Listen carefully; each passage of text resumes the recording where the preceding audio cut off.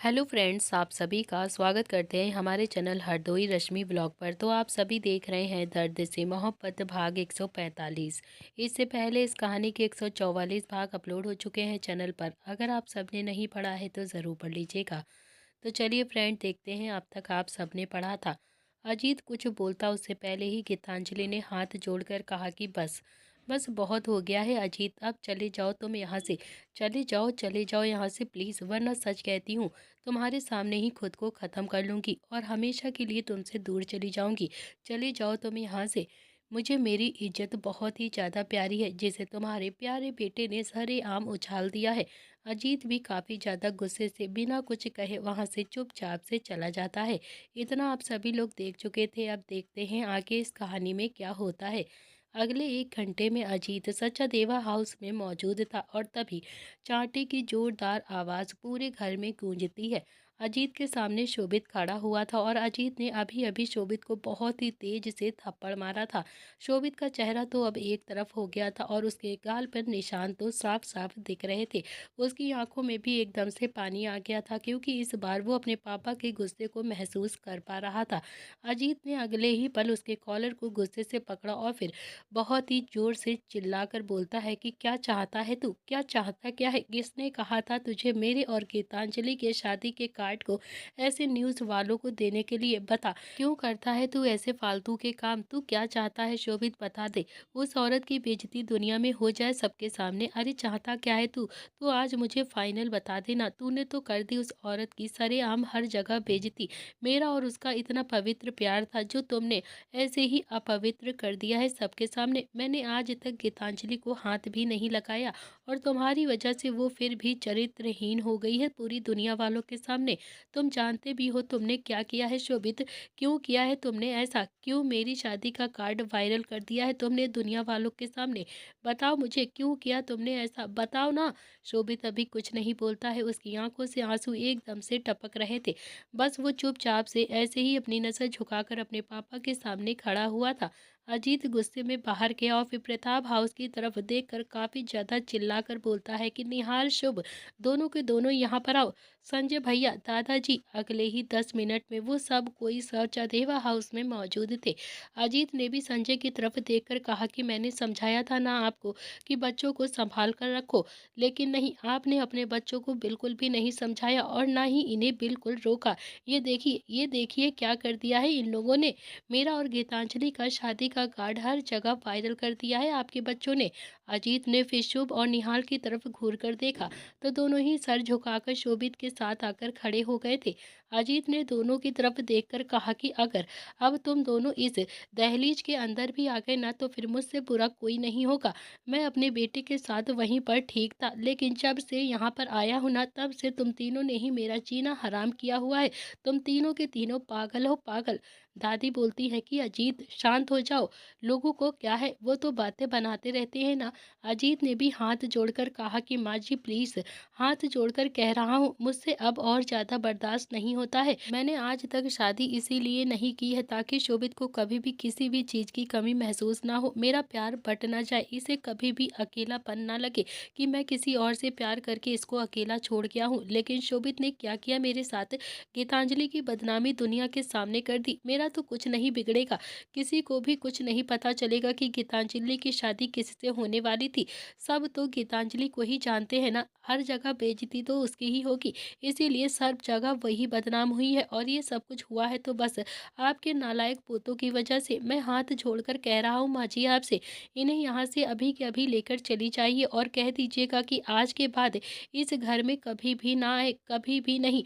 और अगर मैंने इन दोनों को इस घर में गलती से भी देख लिया तो सच कहता हूँ शोभित को लेकर यहाँ से हमेशा हमेशा के लिए चला जाऊंगा और फिर कभी भी यहाँ पर नहीं आऊंगा। इतना कहकर अजीत ने भी संजय की तरफ देखा तो संजय ने भी अगले ही पल शुभ की बाजू पकड़कर खींचकर एक थप्पड़ उसके गाल पर जोर से जड़ दिया और फिर शुभ भी जाकर सीधा निहाल के ऊपर गिर पड़ता है। निहाल ने भी अपने भाई को जैसे तैसे संभाला ही था कि तभी संजय ने एक थप्पड़ निहाल के गाल पर भी जड़ दिया और फिर दोनों के ही कॉलर को पकड़कर बहुत ही ज्यादा गुस्से से सचादेवा हाउस के बाहर की तरफ धकेलते हुए चिल्लाकर बोलता है कि सुना सुना तुम्हारे अंकल ने क्या कहा है अभी तुम दोनों से। आज के बाद अगर गलती से भी तुम यहाँ पर आ गए ना तो फिर अजीत को तो छोड़ो, मैं तुम दोनों को खुद ही जो हाल करूंगा ना वो मुझे खुद भी नहीं पता है, समझे। तुम दोनों मना किया था ना ये सब कुछ करने के लिए, मना किया था ना, उसके बाद भी नहीं माने तुम दोनों। कितने ज्यादा बदतमीज हो गए हो। चलो अभी के अभी चलो यहाँ से। और बहुत कर ली है मस्ती, बहुत कर ली तुम लोगों ने अपनी मनमानी, समझे तुम। अब बिजनेस को संभालो और सारा दिमाग बिजनेस में घुसाओ। जो भी मन में आता है बस वही उल्टे सीधे काम करते रहते हो। दादी कुछ बोलती उससे पहले ही संजय ने कहा कि माँ बस बहुत हो गया है। अगर आपने इस बार उनकी साइड ले ली ना तो फिर मुझसे बुरा कोई नहीं होगा, मतलब कोई भी नहीं। दादाजी बोलते हैं कि तुम्हारी ही गलती है संजय, तुम्हारे बेटे तुम्हारी ही नहीं बात सुनते हैं और अपनी मनमानी करते हैं। अरे इन्हें तो बेल्टों से मारना चाहिए, बेल्टों से। निहाल और शुभ दोनों ही चुपचाप से सर झुकाकर खड़े हुए थे और मन ही मन बड़बड़ा रहे थे। उन्हें नहीं पता था कि वो तीनों ही ऐसा कांड करेंगे और फिर इतना बड़ा बखेड़ा खड़ा हो जाएगा और सब जगह गीतांजलि की बदनामी हो जाएगी। तो वहीं शोभित भी चुपचाप से सीढ़ियों से होता हुआ अपने कमरे में चला गया था। कमरे में आते ही उसने भी अपना सर पकड़ लिया और फिर उसका दिमाग तो अब पूरी तरीके से खराब हो चुका था। उसे कहीं ना कहीं बुरा भी बहुत ज्यादा लग रहा था। उसे नहीं पता था कि इतना सब कुछ गड़बड़ हो जाएगा। आंखों से आंसू उसके रुक नहीं रहे थे लेकिन वो रो भी नहीं रहा था। इस वक्त चुपचाप से बैठा हुआ था। संजय ने अजीत की तरफ देखकर कहा और फिर अपने हाथ जोड़े और बोला कि अजीत आखिरी बार माफ कर दो इन दोनों को। मैं वादा करता हूँ कि ये दोनों अब इस घर की तरफ दिखाई भी नहीं देंगे। तुमने कह दिया ना कि आज के बाद ये वाली दहलीज पार नहीं करेंगे तो फिर मैं भी कहता हूँ कि ये कभी भी इस दहलीज को अब पार नहीं करेंगे। आज से ये दोनों कभी भी इस घर में नहीं दिखेंगे। इतना कहकर संजय भी वहां से अपने दोनों ही बच्चों की बाजू पकड़कर गुस्से से उन दोनों को लेकर वहां से चला गया। उसके जाते ही दादी ने भी अजीत की तरफ देखा और फिर बोलती है कि 20 साल पहले प्यार किया था ना तुमने गीतांजलि से, तो फिर इतना ज्यादा क्यों भड़क रहे हो तुम। उस गीतांजलि का साथ दिया होता तो शायद ये सब कुछ आज होता ही नहीं, समझे अजीत। बच्चों की बिल्कुल भी गलती नहीं, वो तो बस तुम्हारा घर बसता हुआ देखना चाहते हैं, तुम्हें किसी औरत के साथ खुश देखना चाहते हैं। इतनी उम्र नहीं हुई है अभी तुम्हारी कि तुम शादी ना कर सको, समझे। दादाजी ने भी दादी की बाजू पकड़ी और फिर गुस्से से बोलते हैं कि चांदनी चलो यहाँ से। तुम क्या कह रही हो अजीत से, चलो यहाँ से चुपचाप से। गलती ये करते हैं और ऊपर से तुम अजीत को ही समझा रही हो, कितनी ज्यादा साइड लेती हो अपने पोतों की। चांदनी ने भी पलटकर विजय जी को देखा और बोली कि आप तो चुप ही रहिए संजय के पिताजी, आपको तो कुछ पता ही नहीं है। इसे लगता है कि ये बहुत ही ज्यादा समझदार है और बहुत ही ज्यादा इंटेलिजेंट और हम सब बेवकूफ हैं। नंगा घूमता था तब से इसे जानती हूँ मैं, अभी ये हमें बड़ा बनकर दिखा रहा है।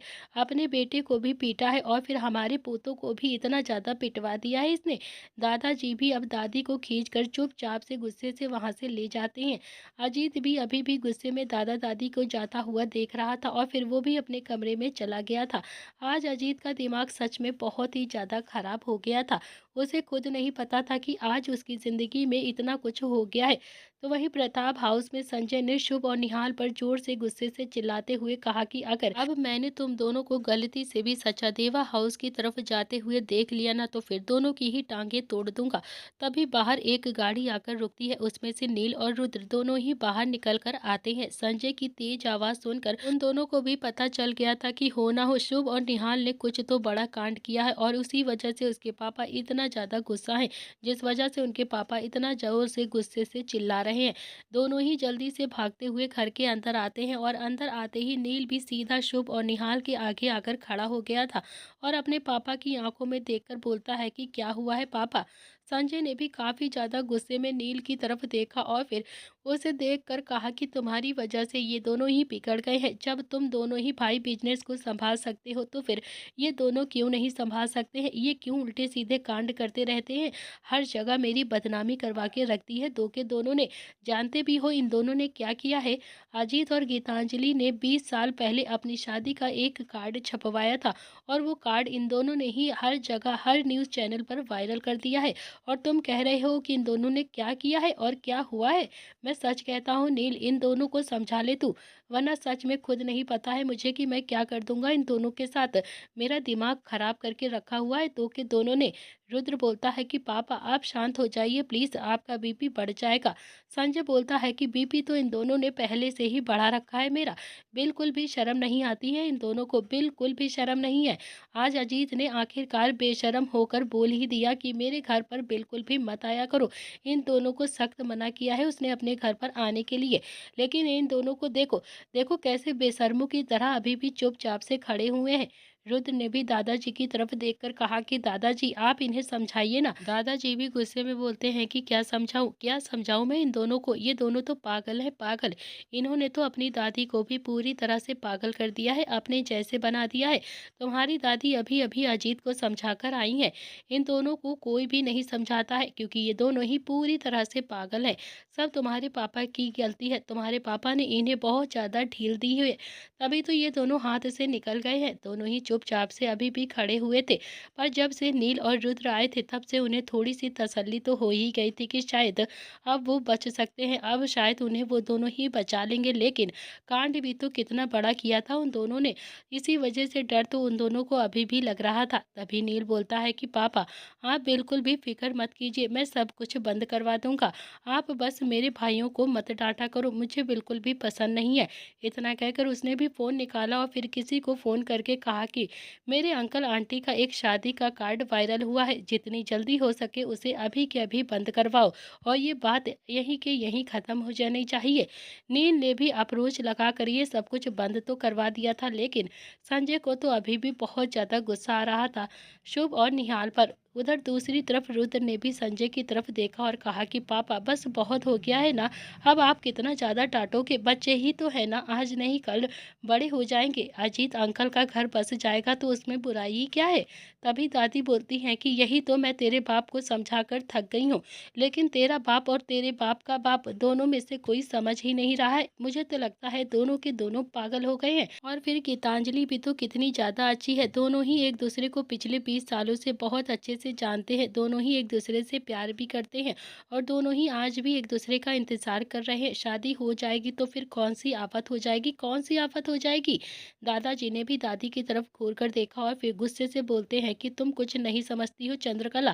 दादी बोलती है कि मैं सब कुछ समझती हूँ, अगर मैं कुछ नहीं समझती हूँ ना तो फिर आप चार चार पोतों के दादा नहीं होते, समझे आप। शुभ और निहाल जो कि अभी इतना ज़्यादा बेशरम इंसान थे, इस बात पर उनकी हंसी एकदम से निकल गई और वो दोनों ही जोर से हंस पड़ते हैं।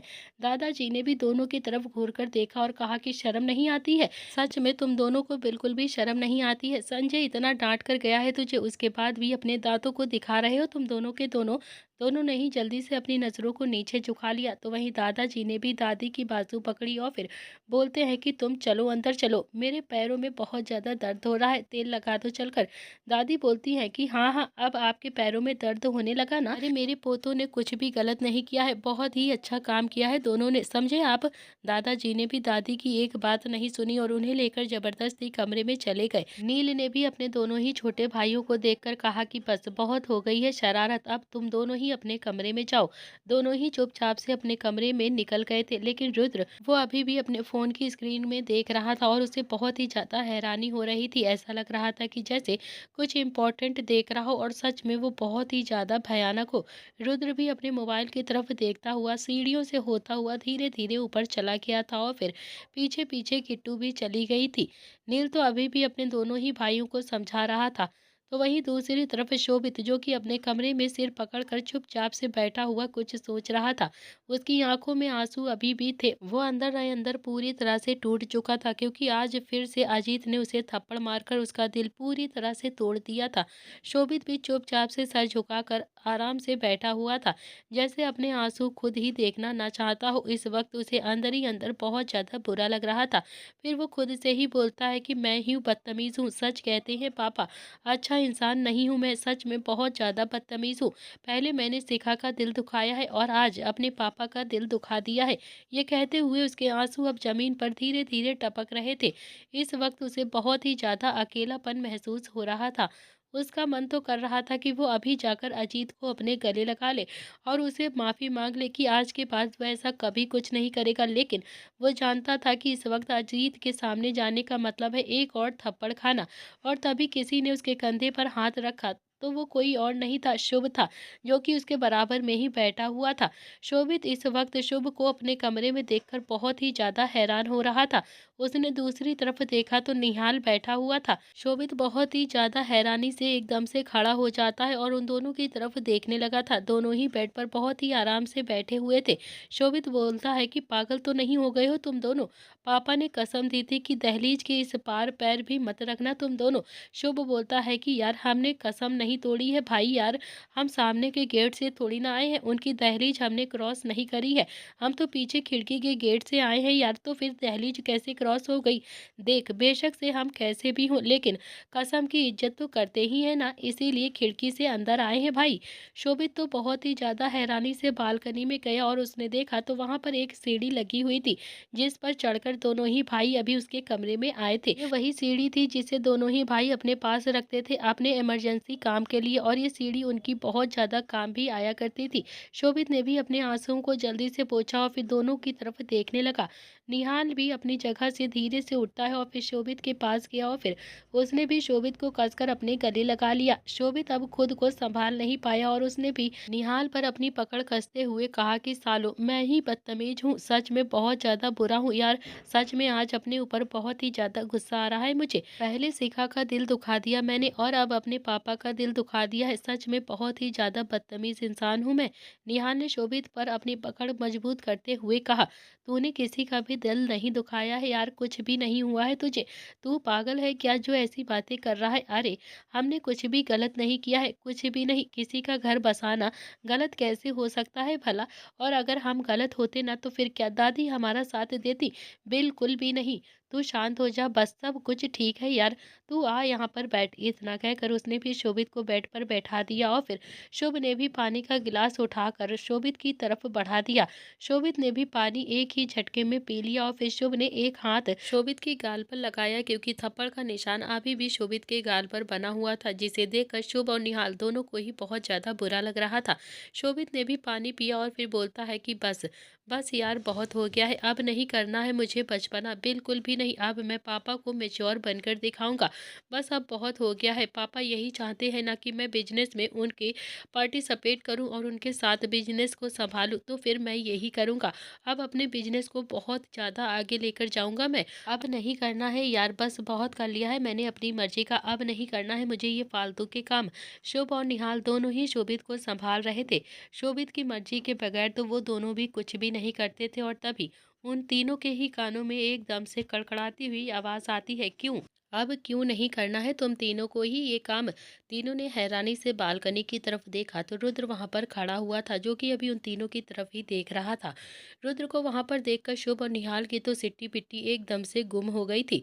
निहाल ने भी अटकती हुई आवाज में कहा कि भैया भैया वो हम कुछ गलत नहीं करने वाले थे, बस शोभित को संभालने के लिए आए थे, क्योंकि अंकल ने शोभित को सच में बहुत तेज थप्पड़ मारा था और इस वक्त ये बहुत ही ज्यादा अकेला था। ये देखिए ना, इसके गाल पर कितना बड़ा निशान पड़ गया है। रुद्र भी बालकनी से अंदर आ जाता है और उसने भी शोभित के गाल पर निशान देखा और फिर शोभित के पास बैठकर बोलता है कि क्यों, अब क्यों नहीं करना है तुम्हें अपने पापा और गीतांजलि आंटी की शादी? क्यों पीछे हट रहे हो शोभित? क्यों नहीं करना चाहते हो उन दोनों को एक? इतना आगे आने के बाद वापस क्यों जाना चाहते हो तुम? शोभित भी बहुत ही ज्यादा हैरानी से रुद्र की तरफ देख रहा था। फिर उसने भी नजरें नीचे कर ली थी और बोला कि भाई प्लीज अब ऐसी बातें मत करो आप, मुझे भी समझ में आ गया है कि ये सब कुछ करने से अब कोई भी फायदा नहीं है। अगर मैं ऐसे ही बचपना करता रहा ना तो सच में अपने पापा से हमेशा के लिए दूर हो जाऊंगा। पापा मुझे कभी भी माफ नहीं करेंगे। रुद्र बोलता है कि किसने कहा है तू अपने पापा से दूर हो जाएगा? नहीं होगा अपने पापा से दूर, बल्कि मुझे तो ऐसा लगता है कि पीछे हटने का अब कोई भी मतलब नहीं है। तू मंजिल के बहुत ही ज्यादा करीब है। या तू अपनी मंजिल को छोड़कर वापस जाना चाहता है? अब क्यों पीछे हटना चाहता है शोभित तू? शोभित भी बहुत ही ज्यादा हैरानी से रुद्र की तरफ देख रहा था। तो रुद्र बोलता है कि अब तक मैं तुझे सपोर्ट नहीं कर रहा था, अब कर रहा हूँ तुझे सपोर्ट। तू क्या चाहता है? तेरे मम्मी पापा की शादी हो जाए ना? हो जाएगी, क्यों नहीं होगी इन दोनों की शादी? तेरे पापा गीतांजलि आंटी से प्यार करते हैं और गीतांजलि आंटी भी तेरे पापा से बहुत ज्यादा प्यार करती हैं, और इस बात का प्रूफ तुम तीनों के पास पास भी है तो फिर पीछे हटने का कोई भी मतलब नहीं बनता है यार। शोभित अभी भी बहुत ही ज़्यादा हैरानी से रुद्र की तरफ ही देख रहा था। रुद्र बोलता है कि चलो तुम तीनों को एक चीज़ दिखाता हूँ मैं। रुद्र ने भी अपने फ़ोन की स्क्रीन को हल्के से स्क्रॉल किया और फिर तीनों को दिखाते हुए कहा कि ये देखो, ऐसा नहीं है कि अंकल और आंटी अभी मिल रहे हैं, इससे पहले भी उनकी कई बार मुलाकात हो चुकी है। आज से 3 साल पहले ये लोग इंदौर में मिले थे और फिर ये है उसकी फुटेज। ये देखो, ये अंकल और ये आंटी ही हैं। इंदौर में अंकल बिजनेस मीटिंग के सिलसिले में गए थे और हमेशा की तरह आंटी भी कथा कहने के लिए गई थी। दोनों ही एक ही होटल में रुके हुए थे। और फिर रुद्र ने एक फ़ोटो और दिखाते हुए कहा कि और हाँ, ये देखो, ये फ़ोटो भी देखो, ये दोनों ही उस होटल के रेस्टोरेंट में साथ में बैठकर लंच कर रहे थे। इस वक्त ना तो गीतांजलि आंटी के बॉडीगार्ड यहाँ पर है और ना ही कोई मैनेजर अंकल के साथ पर है। ऐसा कई मुलाकात दोनों के बीच में पहले भी हो चुकी हैं। इतना कहकर रुद्र ने भी अपने मोबाइल की स्क्रीन को स्क्रॉल किया और फिर बोलता है कि ये देखो, आज से 4 से 5 साल पहले भी ये दोनों मिल चुके हैं नासिक में। ये दोनों की फ़ोटो वहाँ की है। ये है उनकी कुछ फ़ोटोग्राफ्स जिसमें ये दोनों ही अकेले हैं। तीनों ही अब उन सभी फ़ोटोग्राफ्स को हैरानी से देख रहे थे, जहाँ पर अजीत और गीतांजलि दोनों ही एक मंदिर में मौजूद थे और दोनों ही इस वक्त शायद किसी पूजा पाठ में लगे हुए थे। रुद्र बोलता है कि हाँ, और यही रीज़न है कि अंकल ने आज तक दूसरी शादी नहीं करी है, क्योंकि वो गीतांजलि आंटी से साल में 1 या 2 बार ऐसे ही मिल लेते थे। दोनों ही साथ में अच्छा वक्त बिताते थे और मैं ये नहीं कहता हूँ कि दोनों के बीच में नाजायज़ संबंध थे। शायद दोनों के बीच में फिजिकल कुछ भी ना हुआ हो। दोनों ही एक दूसरे के प्यार को बहुत ही पवित्र रखते हैं। लेकिन फिजिकल तो एक छोटा सा शब्द है ना। जब हम किसी को प्यार करते हैं तो वो दिल में, दिमाग में हर तरीके से छा जाता है हमारे। और फिर जब प्यार बहुत ज़्यादा हो जाता है ना, तो फिर फिजिकल नीड नहीं होती है। वो पास में आकर बैठ जाए तो बस उतना ही बहुत होता है हमारे लिए। और बस ऐसा ही इन दोनों के बीच में भी है। अंकल आंटी का प्यार ऐसा ही है। ये दोनों ही एक दूसरे से बेइंतहा मोहब्बत करते हैं। आज के प्यार जैसा बिल्कुल भी नहीं है इनका प्यार। वैसे तो कहते हैं ना, सब भोग में संतुष्टि है, प्रेम में नहीं। और अंकल आंटी का प्रेम ऐसा ही है जिसमें शायद कभी भी संतुष्टि हो। तीनों ही आंखें फाड़कर हैरानी से रुद्र की तरफ देख रहे थे। शुभ ने भी थोड़ा सा डायलॉग मारते हुए कहा कि यार भैया, इतनी बड़ी बड़ी बातें आपको भाभी सिखाती हैं क्या? इतनी बातें आपको कहाँ से सीख ली आपने? रुद्र के चेहरे पर तो बड़ी सी मुस्कुराहट आ गई थी। वो बोलता है कि नहीं, 1-2 बार तो मैंने भी गीतांजलि आंटी के प्रवचन सुने थे। शोभित ने भी एकदम से खड़े होकर कहा कि नहीं भैया, अब मुझे कुछ भी नहीं करना है, कुछ भी नहीं चाहता हूँ अब मैं। बस बहुत हो गया है, मैं अब आगे कुछ भी नहीं करूँगा। बस अब बिजनेस में ही ज्वाइन करूँगा और पापा का बिजनेस संभालूंगा। जैसे पापा ने खुद को बिजनेस में पूरी तरह से डेडिकेट कर दिया है, मैं भी वैसे ही खुद को बिजनेस में ही झोंक दूंगा। ये सुनते ही निहाल बोलता है कि पागल तो नहीं हो गया है तू? रुद्राक्ष प्रताप सिंह खुद तेरे पास आकर बैठा है, तुझे सपोर्ट कर रहा है और तू है जो ऐसे ही उसके मुंह पर ही मना कर रहा है। पागल हो गया है क्या? अरे मत मना कर यार, अब तो रुद्र भैया भी तेरे साथ है। अब तो अंकल को घोड़ी पर बिठा कर ही दम लेंगे हम लोग। शोभित ने फिर से नामे अपनी गर्दन हिलाई तो रुद्र बोलता है कि शोभित, तुमने बहुत ज़्यादा मेहनत करी है, बहुत ज़्यादा डांट खाई है, यहाँ तक कि थप्पड़ भी खाया है, गुस्सा भी झेला है। इतना सब कुछ करने के बाद वापस पलटना चाहते हो तुम? वापस आने के लिए भी उतना ही रास्ता पार करना पड़ेगा जितना कि तुम मंजिल तक जाने के लिए पार कर चुके हो। अब देखो, मेरी बात बहुत ही ध्यान से सुनो तुम। अब तक तुम तीनों ने अपनी मनमानी की है ना, जो भी मन में आया है वो सब कुछ किया है। अब जो मैं कहूँगा वो सब कुछ करना और फिर देखो, तुम खुद ही गीतांजलि आंटी और अंकल को एक साथ देखोगे। हमें कुछ भी करने की ज़रूरत नहीं पड़ेगी। और हाँ, अब तुम ना प्लीज़ रोना बंद कर दो। इतना कहकर रुद्र ने भी शोभित को बहुत ही प्यार से अपने गले लगा लिया और फिर शोभित को थोड़ा सा रिलैक्स भी हुआ, वरना तो इसका दिमाग इतना ज़्यादा खराब हो गया था जैसे अभी के अभी ही फट जाएगा। अगली सुबह अजीत भी डाइनिंग टेबल पर बैठा हुआ सीढ़ियों की तरफ देख रहा था कि शोभित कब नीचे आएगा। शोभित अभी तक नीचे नहीं आया था। अजीत की भी सांसें अब धीरे धीरे रुक रही थी। उसे बहुत ज़्यादा डर लग रहा था। वो ना गीतांजलि को नाराज करना चाहता था और ना ही शोभित का दिल दुखाना चाहता था, लेकिन फिर भी कल अजीत ने काफ़ी ज़्यादा गुस्से से शोभित को दूसरी बार थप्पड़ मार दिया था। और तभी एक नौकर अजीत के पास आकर बोलता है कि साहब, आप नाश्ता कर लीजिए। अजीत भी अब उस नौकर की तरफ देखता है और फिर कुछ सोचकर ये धीरे से बोलता है कि शोभित को बुलाकर लाओ। उसने इतना ही कहा था कि तभी शोभित भी सीढ़ियों से होता हुआ धीरे धीरे नीचे आ रहा था। उसने आज ब्लैक कलर का थ्री पीस सूट पहना हुआ था, आंखों पर चश्मा चढ़ाया हुआ था। इस वक्त वो बहुत ही ज़्यादा हैंडसम लग रहा था। इस वक्त वो सच में एक बिजनेस टाइकून ही लग रहा था। अजीत ने भी शोभित की तरफ देखा तो उसे थोड़ा सा अच्छा भी लगा था, लेकिन कहीं ना कहीं उसे समझ में आ गया था कि उसका चंचलापन, नटखटापन कहीं अब खो गया है।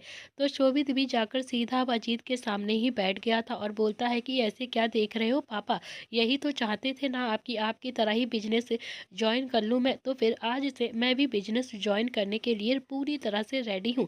आज से कोई भी शरारत नहीं, कोई भी शर्त नहीं और कोई भी बचपना नहीं, आपकी तरह ही बिजनेस को आगे बढ़ाना है मुझे। सच में आपका बिजनेस अब बुलंदियों पे चढ़ाऊंगा मैं। अजीत ने भी अपना एक हाथ आगे बढ़ाया और फिर शोभित का चश्मा नीचे उतार दिया। शोभित की आंखें बता रही थी कि वो कल रात को बहुत ही ज्यादा रोया है या फिर पूरी रात सही से सोया ही नहीं है। अजीत ने भी शोभित के गाल की तरफ देखा, जहां पर इस वक्त थप्पड़ का निशान हल्का हल्का पड़ा हुआ था। अजीत ने बहुत ही प्यार से शोभित के गाल पर धीरे से हाथ लगाया तो शोभित ने भी अपने पापा का हाथ वहीं पर पकड़ लिया और फिर उनकी हथेली को बहुत ही प्यार से चूमकर कहा कि इतना टेंशन मत लीजिए पापा, सब कुछ ठीक है। इतना भी कमजोर नहीं है आपका बेटा कि आपका एक थप्पड़ भी ना सह पाए और आपसे नाराज होकर बैठ जाऊं मैं। अब समझ में आ गया है कि मुझे जो आप कहेंगे वही मैं करूंगा। इतना कहकर उसने भी बाउल उठाया और फिर अपने पापा के लिए नाश्ता परोस दिया और खुद भी नाश्ता करने लगा। तो वहीं अजीत के गले से तो जैसे निवाला उतरने के लिए बिल्कुल तैयार ही नहीं था। इस वक्त उसे अंदर ही अंदर बहुत ज्यादा बुरा लग रहा था कि उसने शोभित को थप्पड़ मार के ठीक नहीं किया। कुछ देर तक तो अजीत शोभित की तरफ ही देखता रहता है और फिर कुछ सोच कर बोलता है कि तुम ही चाहते हो ना कि मेरी शादी हो जाए, तो मैं शादी करने के लिए बिल्कुल तैयार हूँ। तुम जैसे कहोगे, जिससे कहोगे मैं शादी कर लूंगा। शोभित बोलता है कि पापा प्लीज अब ऐसी बातें मत कीजिए आप। मैं जानता हूँ कि आप शादी नहीं करेंगे, मेरा दिल रखने के लिए बस ऐसे ही शादी करने के लिए बोल रहे हो।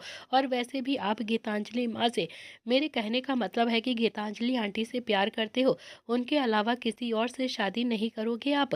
अजीत बोलता है कि नहीं, जैसा तुम चाहते हो ना आप वैसा ही होगा। मैं शादी करने के लिए तैयार हूँ। तुम मेरा घर बसता हुआ देखना चाहते हो ना, तो ठीक है, तो मैं भी शादी करने के लिए पूरी तरह से अब तैयार हूँ। तुम मेरे लिए जैसी लड़की ढूंढोगे ना, मैं वैसी ही लड़की से शादी कर लूंगा। इतना कहकर अजीत भी अब डाइनिंग टेबल से धीरे से उठता है और उसने भी अपना लैपटॉप का बैग उठाया और फिर चुपचाप से बिना शोभित की तरफ देखे ही वहां से चला गया था। उसके जाते ही शोभित के चेहरे पर तो बड़ी सी मुस्कुराहट आ गई थी और उसका दिमाग फिर से एकदम से दौड़ने लगा था। उसने भी जल्दी से अपना फोन निकाला और फिर सीधा रुद्र को कॉल करके कहा कि रुद्र भाई, पापा शादी के लिए मान गए हैं और खुद ही माने हैं, मैंने तो बात भी नहीं छेड़ी थी, फिर भी वो अपने आप से ही शादी करने के लिए खुद तैयार हो गए हैं। रुद्र ने कहा कि परफेक्ट, अब जैसा मैं कहूँगा वैसे ही करना है तुम्हें। शोभित बोलता है कि हाँ भैया, अब आप जैसा कहोगे ना मैं वैसा ही करूँगा। तो वहीं अजीत भी अपने कैबिन में चुपचाप से बैठा हुआ था। उसे इस वक्त बहुत ही ज़्यादा टेंशन हो रही थी कि कल जो कुछ भी हुआ है उसके चलते अजीत भी बहुत ज़्यादा परेशान था। उसे ऑफिस आए हुए 2 घंटे हो गए थे, लेकिन उसने अभी तक कोई भी काम नहीं किया था और तभी कैबिन का दरवाज़ा खुलता है। अजीत ने एक नज़र उठाकर देखा तो वहां पर शोभित खड़ा हुआ था। अजीत बहुत ही ज़्यादा हैरानी से शोभित की तरफ देख रहा था। उसे तो यकीन ही नहीं हो रहा था कि शोभित आज उसके कैबिन में इतनी सुबह सुबह खड़ा है। शोभित बोलता है कि पापा पक्का आप मेरी बताई हुई लड़की से शादी करोगे ना। अजीत कुछ देर तक तो शोभित को ही देखता रहता है, लेकिन फिर उसने भी इस बात को ज़्यादा नहीं सोचा और एक्सेप्ट कर लिया। उसे अगर ये सब कुछ रोकना है तो फिर वो शादी तो करनी ही पड़ेगी, वरना जिस इंसान ने जवानी में शादी नहीं करी थी तो वो इस उम्र में शादी क्यों ही करता। अजीत ने भी बस धीरे से हाँ में अपनी गर्दन हिला दी और बोला कि हाँ, कर लूंगा मैं शादी, जिससे भी कहोगे उससे कर लूंगा। शोभित बोलता है कि पापा सोच कर ही बताइएगा, आप पक्का शादी करोगे ना। अजीत बोलता है कि हाँ पक्का शादी करूंगा मैं। शोभित बोलता है कि तो फिर खड़े हो जाइए, हम लड़की को देखने के लिए अभी के अभी जा रहे हैं। यह सुनकर तो अजीत की आंखें हैरानी से फैल गई थी। वो भी एकदम से खड़ा होकर बोलता है कि ये क्या बकवास कर रहे हो तुम। शोभित बोलता है कि बकवास नहीं कर रहा हूँ पापा, अभी आपने कहा है ना कि आप मेरी बताई हुई लड़की से शादी करेंगे, तो फिर चलिए जल्दी से उठिए, आज हम एक फंक्शन में जा रहे हैं, तो वहीं पर एक लड़की आएगी जो कि आपसे शादी करने के लिए तैयार हो गई है। थोड़ी सी उम्र ज़्यादा है, मतलब आपसे तो कम ही है, 30-35 साल की होगी, लेकिन मैंने उसे आपकी फ़ोटो भेजी थी ना, तो वो शादी के लिए एग्री हो गई है और इनफैक्ट आपको वह बहुत ज़्यादा पसंद भी करती है। अब आप जल्दी से चलिए, मेरे साथ चलोगे ना, या फिर सुबह बस मुझे बहलाने के लिए ये सब कुछ कह रहे थे आप। अजीत भी इस बात को एक्सेप्ट नहीं कर रहा था कि वो शादी करने वाला है। उसे कहीं न कहीं अब बहुत ही ज़्यादा बेचैनी हो रही थी, उसका दिल भी ज़ोरों से धड़क रहा था। उसने कभी भी गीतांजलि के अलावा किसी भी लड़की को इमेजिन नहीं किया था अपने सपने में भी। लेकिन अब उसे समझ में आ गया था कि शायद गीतांजलि से परमानेंट दूर हो जाना ही बेहतर होगा, वरना ये प्रॉब्लम होती रहेगी उसके साथ। आखिरकार उसने भी 20 साल गीतांजलि का इंतज़ार कर लिया था और गीतांजलि ने पलटकर उसे एक बार भी नहीं देखा था। इनफैक्ट अब तो वो उसे बहुत ज़्यादा गुस्सा होकर बैठ गई थी और उसे कभी भी अपनी ज़िंदगी में नहीं लाना चाहती थी। अजीत ने भी अब अपने आप को संभाला और फिर अपना कोट ठीक किया और बोला कि चलो। शोभित भी थोड़ा-सा हैरान तो हो गया था और फिर उसके पापा एक ही मिनट में कैसे मान गए, लेकिन ये तो उसके लिए बहुत ही ज़्यादा अच्छी बात थी। वो भी अजीत को लेकर सीधा बाहर आ गया और फिर थोड़ी देर के बाद वो ड्राइव कर रहा था और अजीत जो कि गाड़ी के बाहर की तरफ देख रहा था। तो वहीं शोभित भी ड्राइव तो कर रहा था, लेकिन एक हाथ से रुद्र को मैसेज भी कर रहा था। करीब 1 घंटे के बाद शोभित ने भी गाड़ी एक फार्म हाउस के बाहर आकर रोकी। बाहर बहुत सारी गाड़ियां खड़ी हुई थी, देखकर ही पता चल रहा था कि सच में वहां पर कोई पार्टी है।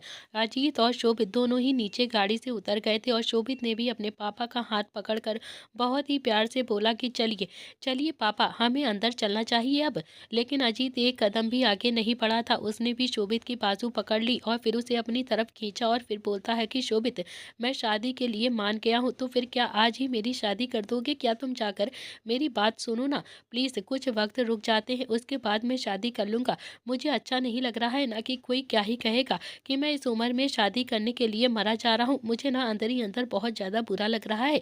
प्लीज हम थोड़े दिन बाद शादी कर लेंगे ना। शोभित बोलता है कि अरे कैसी बातें करते हो पापा, आप कहीं से भी मेरे पापा नहीं लगते हो। आप शर्म क्यों कर रहे हो?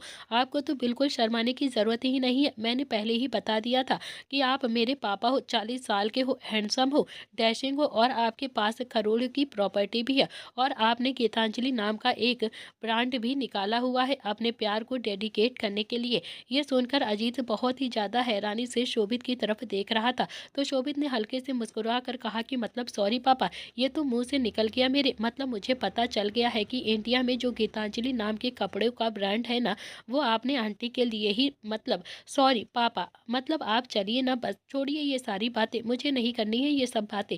इतना कहकर वो भी जल्दी से अब अजीत को खींचकर उस पार्टी के अंदर लेकर चला गया था। अजीत को तो कुछ अच्छा भी नहीं लग रहा था, उसका दिल बहुत ही ज़्यादा धड़क रहा था। दिल में अजीब सी बेचैनी हो रही थी। ऐसा लग रहा था कि जैसे बस एक बार गीतांजलि फ़ोन करके बोल दे कि हाँ, वो भी उसका इंतज़ार कर रही और अब वो उससे शादी करेगी। लेकिन अजीत जानता था कि ऐसा कुछ भी नहीं होने वाला है, कुछ भी नहीं। अजीत का मन बिल्कुल भी शादी करने के लिए नहीं हो रहा था। उस पार्टी में प्रताप ब्रदर्स भी मौजूद थे। चारों ही भाई एक तरफ एक गोल सी टेबल पर बैठे हुए थे और चारों ही अजीत और शोभित की तरफ देख रहे थे।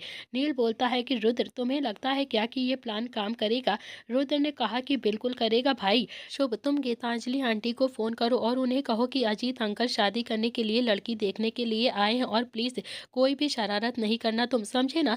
एकदम से सीरियस होकर उन्हें ये बात बताना। शुभ ने भी अपनी मुंडी हाँ में हिला दी और फिर जल्दी से अपना फोन अपनी जेब से निकाला और फिर शुभ ने गीतांजलि को सीधा कॉल कर दिया। लेकिन गीतांजलि भी शुभ, निहाल और शोभित से बहुत ज्यादा नाराज हो गई थी, जिस वजह से उसने भी फोन को रिसीव नहीं किया। तो शुभ ने 2-3 बार फिर से ट्राई किया, लेकिन फिर भी गीतांजलि ने उसका फोन नहीं उठाया था और आखिरकार निहाल बोलता है कि अबे तेरा नंबर है ना, इसीलिए तेरा फ़ोन नहीं उठाएंगी वो, तू तो वैसे भी उन्हें पसंद नहीं है बिल्कुल भी, मैं फ़ोन करता हूँ। इतना कहकर निहाल ने भी नील का फ़ोन अपनी तरफ खींचा। नील भी हैरानी से निहाल की तरफ देख रहा था, क्योंकि वो जानता तो वो भी था कि निहाल का भी फ़ोन आंटी नहीं उठाएंगी। उसने भी नील के फ़ोन से कॉल किया तो गीतांजलि ने पहली बार में ही फ़ोन को रिसीव कर लिया और जैसे ही फ़ोन रिसीव हुआ वैसे ही निहाल बोलता है कि आंटी, आप जानती हो कि क्या हुआ है? अजीत अंकल शादी कर रहे हैं। मतलब आप तो जानती ही हो ना, हम तीनों की वजह से शादी का कार्ड वायरल हो गया था और फिर उसके चलते शोभित और अजीत अंकल के बीच में बहुत ज़्यादा लड़ाई हो गई और अजीत अंकल ने शोभित को बहुत ज़्यादा मारा भी है। लेकिन आखिरकार शोभित की जिद के आगे अजीत अंकल को हार माननी ही पड़ी। और वैसे इस वक्त वो शहर के बाहर जो पहला वाला फार्म हाउस पड़ता है ना मिस्टर ओबरॉय का, वहीं पर है और वहाँ पर कोई लड़की देखने के लिए आए हैं। वो शादी करने वाले हैं बहुत ही जल्द। आंटी आप सुन रही हो ना? आंटी सुन रही हो ना आप, मैं क्या बोल रहा हूँ? तो दोस्तों इसी के साथ इस कहानी का आज का एपिसोड यहाँ पर समाप्त होता है। तो फ्रेंड्स गले में बहुत ज़्यादा दर्द हो रही जिस वजह से आवाज़ थोड़ी सी क्लियर ना आए तो प्लीज़ आप लोग मैनेज कर लेना। Thank you friends.